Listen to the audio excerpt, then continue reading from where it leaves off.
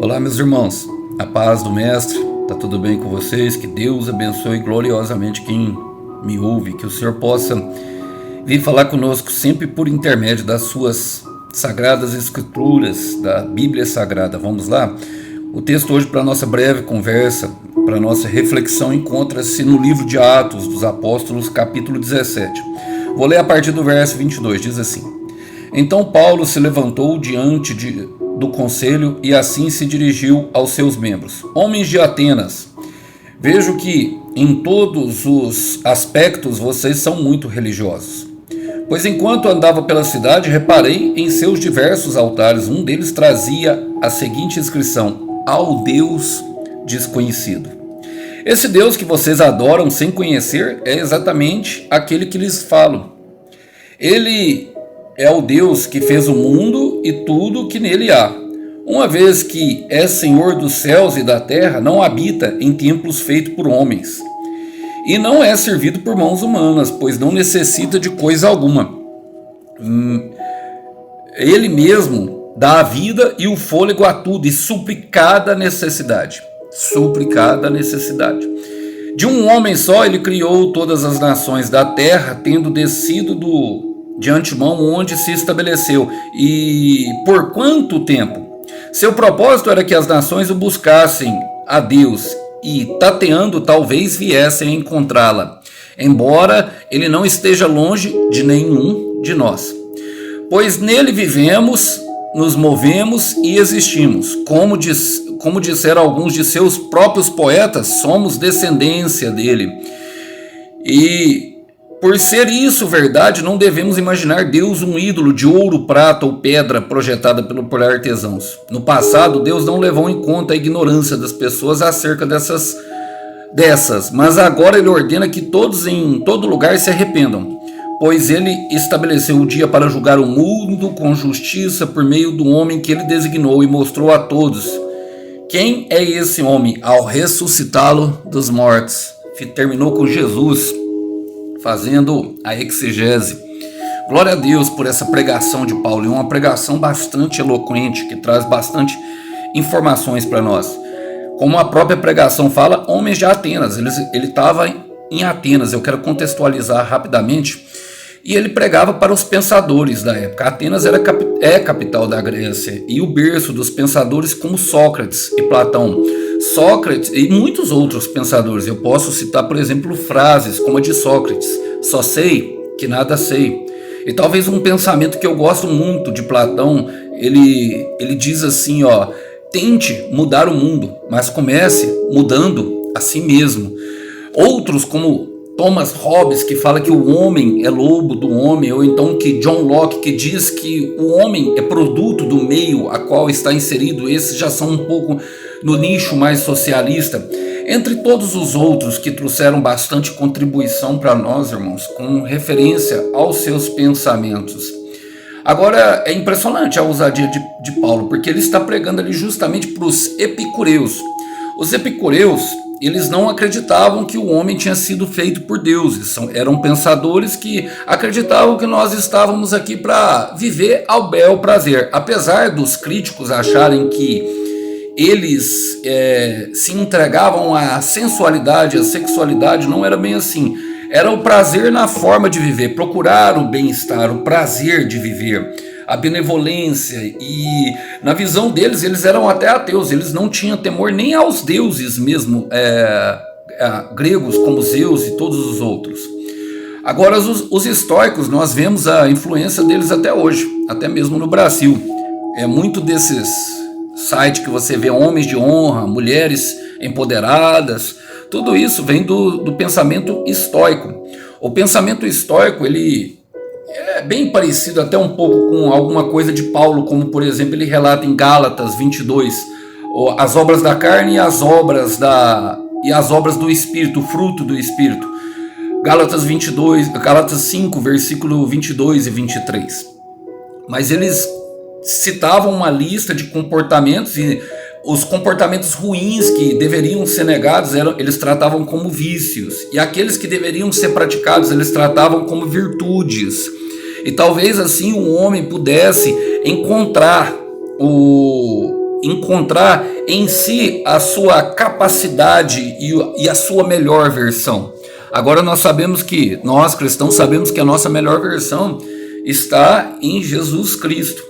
E Paulo começa pregando para eles, o versículo 22 e 23, onde Paulo se levantou e viu que ele era bastante religioso. Eu quero me apegar a essa ideia, ao Deus desconhecido. Porque Paulo, a primeira coisa que ele fez, justamente já trazendo para a nossa vida, foi uma conexão. E nós devemos ser assim, meus irmãos, nos conectar, entender. Olha, eu quero falar algo muito sério, é algo que Deus tem falado ao meu coração. Logicamente, nós não devemos, nós não precisamos concordar com todas as opiniões e aceitar todas as opiniões, mas nós devemos respeitar as opiniões dos irmãos, quem pensa diferente de nós. Por quê? Porque o que é fácil para mim, talvez não é fácil para o irmão, e vice-versa. O que é fácil para mim é difícil para um irmão. O que é simples para mim pode se revelar bastante complicado para um irmão. O que tem relevância para mim, talvez para o irmão não tenha relevância nenhuma, e talvez seja até um bloqueio mental na vida dele. Então nós devemos entender essas coisas. Por quê? Porque Deus se manifesta a todos. Paulo ele relata, ele se levantou a mão e falou assim: vejo que todos os aspectos de vocês é bastante religioso. E ele atentou justamente àquela estátua do Deus desconhecido. Irmãos, Deus sempre se revela para todos nós. Olha, era a Grécia antiga, uma Grécia idólatra, uma Grécia que cultuava o corpo, que cultuava várias divindades, que cultuava, era muito mais pecadora que nós, se nós formos olhar com nossos olhos. Logicamente a gente não pode medir o pecado de ninguém, nem estou aqui para isso. Mas a verdade é que Deus se revela para as pessoas, Deus se revela. E eu gosto porque o Senhor Jesus trouxe essa ideia da revelação justamente da palavra. João capítulo 1, versículo 1, no princípio a palavra estava com Deus e ela era Deus, e a palavra se fez carne, está falando no versículo 14. Se fez carne quer dizer se revelou, se manifestou. E antes disso Deus já tinha se revelado. Aquela estátua do Deus desconhecido é uma convicção que Paulo teve, e talvez até por meio do Espírito Santo, que Deus já tinha se revelado, e ele se revela a todos nós, meus irmãos. Nós nunca poderemos reclamar de algum momento que Deus não se revelou. Eu gosto de citar bastante um versículo, e vou citar ele, Jó capítulo 33, versículo 14. Deus fala o tempo todo, mas nós os homens não percebemos. A partir do verso 24, ele fala, aí ele começa a trazer a pregação justamente para a apresentação de quem Deus é. Ele fala, ele é o Deus que fez o mundo e tudo que nele há. Fala que ele não é servido por mãos humanas. E ele mesmo dá a vida e o fôlego. De um só homem criou todas as nações que se estabeleceriam. Qual que era o propósito, irmãos? O propósito era estabelecer ali que nós éramos criaturas e ele, o criador de todas as coisas, e que ele supriria. E essa sempre foi a ideia de Deus, irmãos. Quando o pecado atrapalhou.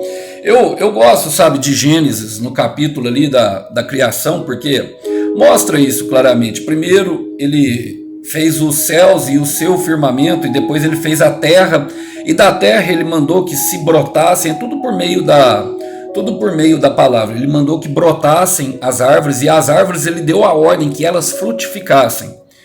Aos mares ele deu a ordem que produzisse os peixes e toda espécie de répteis, e ele mandou os peixes se multiplicarem entre si.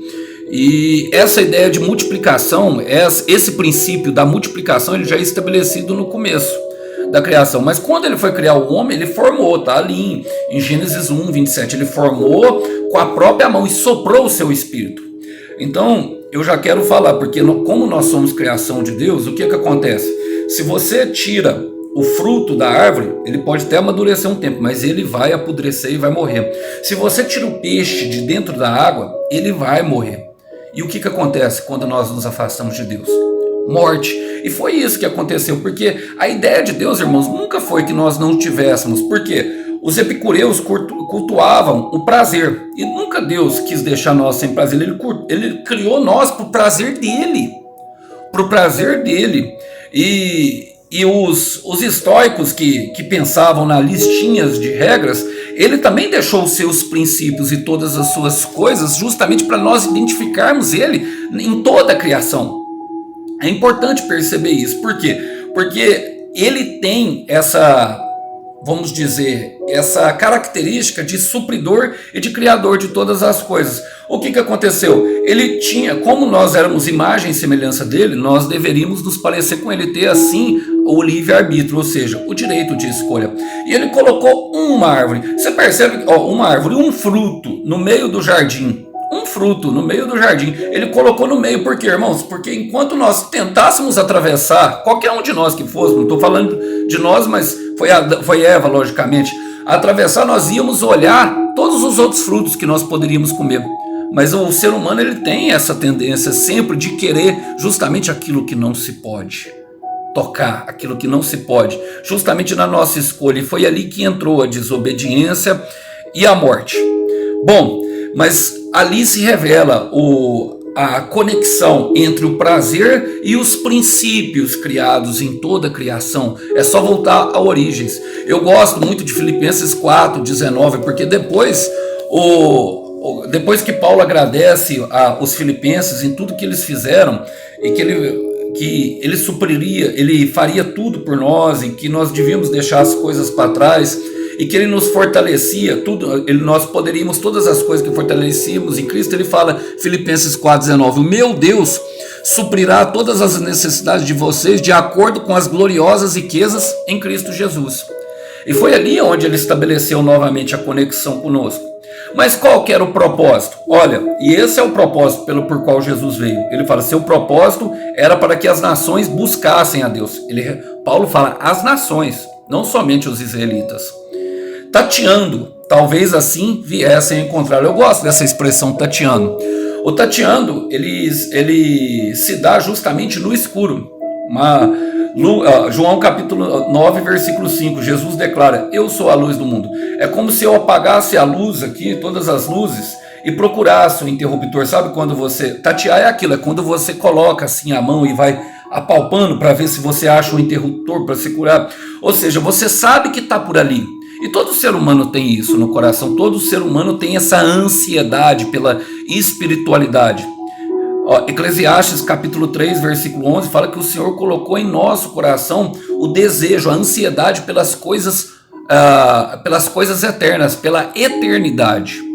E isso já foi colocado, e por isso que nós buscamos, Tatiana, mas nós procuramos com as nossas próprias mãos, nós procuramos talvez em um prazer, como por exemplo eu muito procurei na droga, muitos no sexo, muitos no trabalho, muitos dentro da religião, muitos em outra pessoa, mas é algo que somente Deus pode dar para nós. E nós ficamos tateando. O problema é que no tatear nós acabamos cavando um buraco com as nossas próprias mãos que fica difícil. E Paulo fala, embora ele não esteja longe de nenhum de nós. E qual que é o segredo, Alisson? Eu gosto de Jeremias, capítulo 29, versículo 13. Ele fala assim, se vocês me buscarem de todo o coração, me encontrarão. Serei encontrado por vocês, diz o Senhor. Acabarei com o seu exílio e os restaurarei. Só que ele fala que se nós formos buscar, buscar ele de todo o coração, ele se deixará ser encontrado. Ele se deixará. É algo que Deus quer. Mas o que é que nós devemos fazer? Colocar o coração, irmão. Colocar o coração. Muitas vezes nós queremos alguma coisa do Senhor, mas nós colocamos o coração naquilo que nós queremos. Sejamos sinceros. Temos que ser sinceros, irmãos. Muito do que acontece conosco, das nossas voltas no deserto, eu falo porque eu fiquei muito tempo. A primeira coisa difícil que tem no deserto é a aceitação, é aceitar que está no deserto. Aí nós ficamos em negação e começamos a tatear, buscar os resultados, e nós vemos que o Senhor coloca uma pedra, ele tranca nós dentro do deserto. E isso é graça, irmão, até que nós decidamos com o nosso coração, mas o nosso coração, na verdade, está buscando algo que se perdeu no meio do caminho. Quando o Senhor quer que nós tenhamos a busca, é totalmente nele. Mateus 6,33, o Senhor Jesus declara: buscai primeiro o reino de Deus, e as demais coisas serão acrescentadas. Como eu disse, o Senhor não tem problema nenhum de nós termos prazer. Quando eu penso no jardim do Éden, meu irmão, eu penso nos cheiros, nos sabores que tinha as outras frutas lá, frutas que nós nem conhecíamos ainda, que nós vamos conhecer do outro lado, sabe? Tinha tudo à disposição, podia tudo, só não podia um. Então, a ideia do Senhor é que nós tenhamos prazer, sim, e que nós tenhamos, sim, mas que nós cumpramos princípios e regras as estabelecidas por Ele. Por isso que Paulo declara: pois nele vivemos, movemos e existimos. Porque dele, para ele, porque nele, para ele e dele vem todas as coisas. Precisamos entender isso, meus irmãos. Olha, ele usou aqui uma frase justamente de um dos pensadores deles: porque nele vivemos.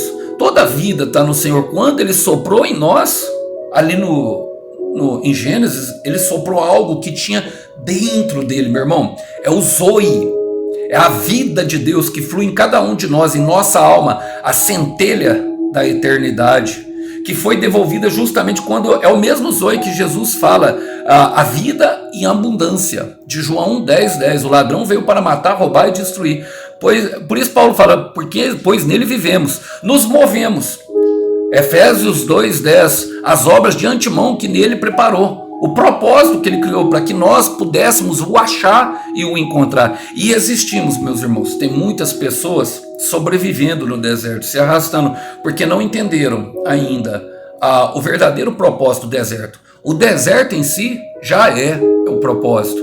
E qual que é o propósito? Medevá, o lugar da palavra em que nós começamos a ouvir.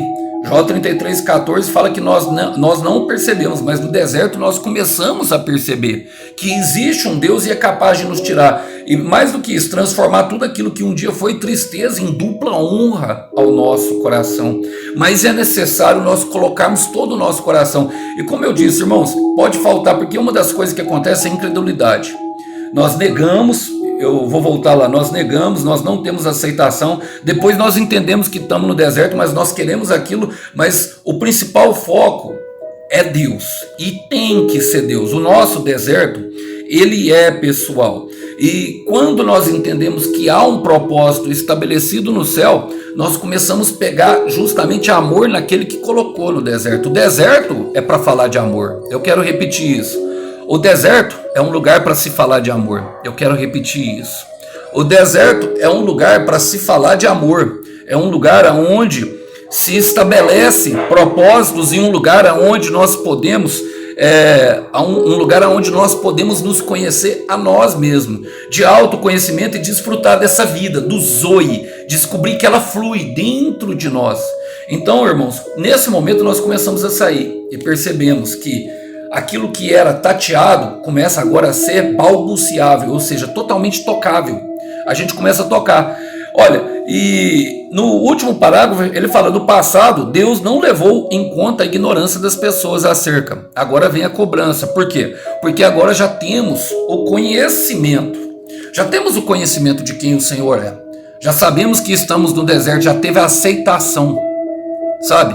Já teve a aceitação, e é ali que ele estava falando, porque aqueles homens, particularmente, eles procuravam por coisas boas, lista de regras, prazeres.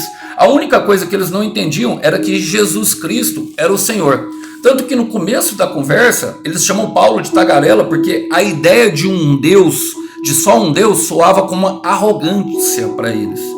Mas na verdade, no final da conversa, como sempre acontece quando pregamos Jesus, se dividiram no conceito. E Deus não levou em consideração, mas depois do momento que nós passamos a conhecê-lo, ele já leva em consideração sim tudo, porque nós sabemos o que ele fez para nós, a sua obra de amor na cruz do Calvário. O Deus homem, o homem Deus, que se fez e abriu um caminho no ermo, abriu um caminho para que nós possamos sair do deserto. E eu quero terminar justamente com Isaías capítulo 43, versículo 19. Ele fala: pois estou prestes a realizar algo novo. Vejam, já comecei. Não percebem? Abrirei um caminho no meio do deserto. Farei rios na terra seca. E a terra seca, meus irmãos, somos o nosso coração, mas nós muitas vezes não percebemos que a obra que ele começou, já começou em nossa vida, a partir do momento que ele nos lançou ao deserto, para que nós pudéssemos saber. E arrependimento aqui é justamente se voltar, sabe, dos nossos próprios conceitos, da nossa própria arrogância, em humildade, reconhecer que Jesus é o Senhor de tudo e de todo. Nele nos movemos, nós vivemos e existimos, porque nele está toda a vida. E somente ele pode abrir esse caminho no meio do deserto. Gostaria de deixar essa mensagem lembrando, meus irmãos, tudo aquilo que vocês querem, tudo aquilo que o Alisson quer, é bem-vindo, foi o Senhor que colocou no nosso coração. Só não pode ser a prioridade, devemos colocar sempre o Senhor no nosso altar, assim como aqueles homens, Paulo reparou que tinha muitos altares na cidade, nós devemos tirar aquilo do nosso coração e voltar o nosso coração totalmente ao Senhor. Que vocês possam ficar com essa breve meditação, a paz do Mestre, até mais, tchau, tchau.